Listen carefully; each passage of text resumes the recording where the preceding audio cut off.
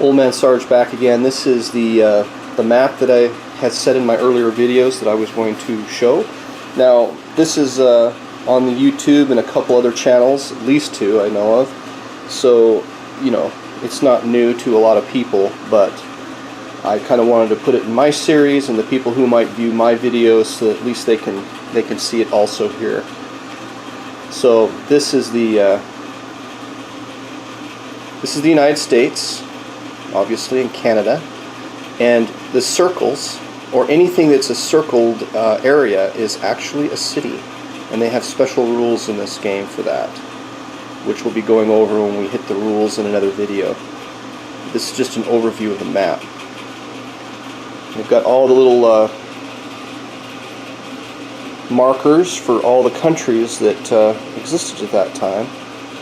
Through South America, United States, got the Canadian flag over there, and we'll go over and we'll look at where all the action, or a lot of the action, will take place, which is Germany. You can see the rail lines, you can see the convoy lines.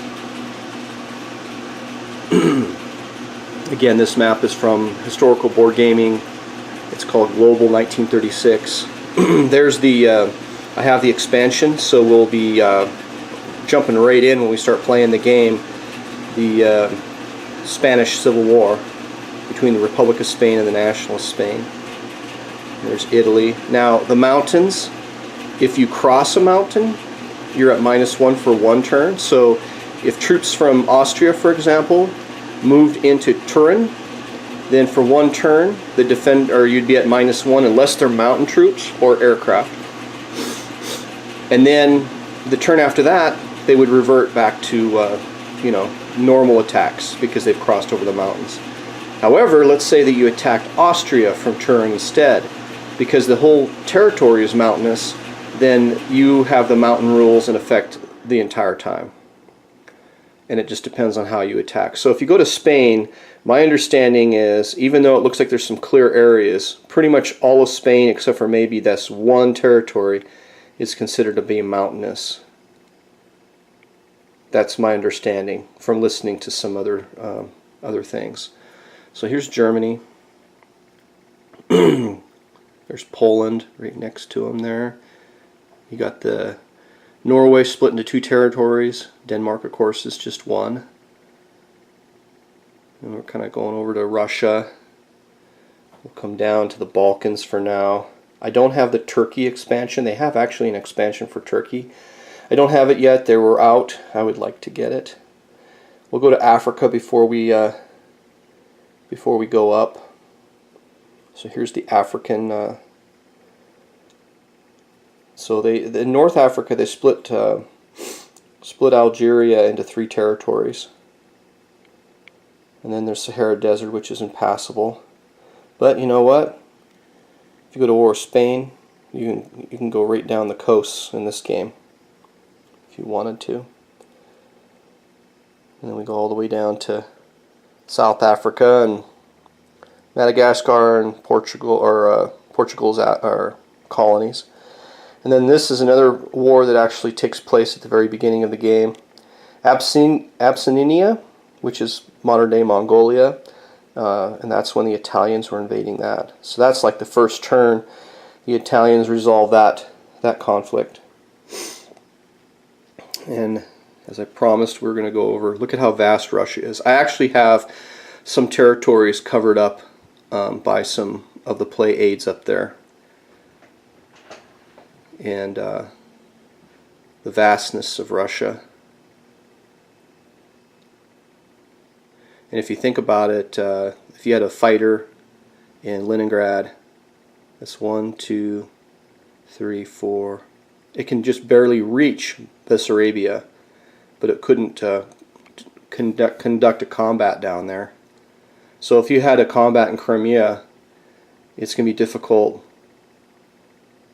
You know, like let's say the Germans have both Crimea and Turida and Donetsk.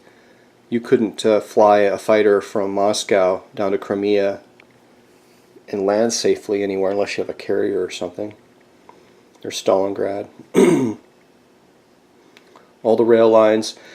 We'll go over the rules on that, but the rail lines basically in Russia you can transport 2 a turn.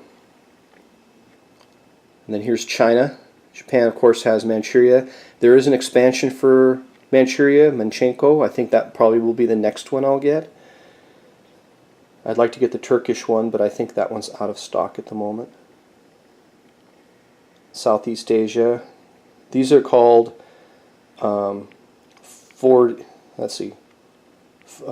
East Command. FEC is what they call it in this game. But you got Calcutta right there, which is the capital of that territory. They have Nepal. They don't have Bhutan, but that shows maybe Bhutan is actually just not printed. It's probably right there. This little territory in the north end of Bengal, maybe. Communist China. I think it's really cool. It's they got all the warlords with their original territories. The Dutch, I have that expansion. What is typically called in Axis and Allies the Money Islands. And then Australia, Japan itself, and the Western United States. Broken into many different territories: Western Canada, Alaska, and part of Mexico there. So anyway, this is the map. I can't even get. It's the same, size this one particular is, but you could actually get an 8x4 map. So there's the map we're going to be playing on. So what I'm going to do now is set up the pieces. I have all that I need, I believe. I'm going to set them up, and then the next time you see a video, we're going to talk about the play aids, and we're going to talk about the countries and some of the rules as we go over the map.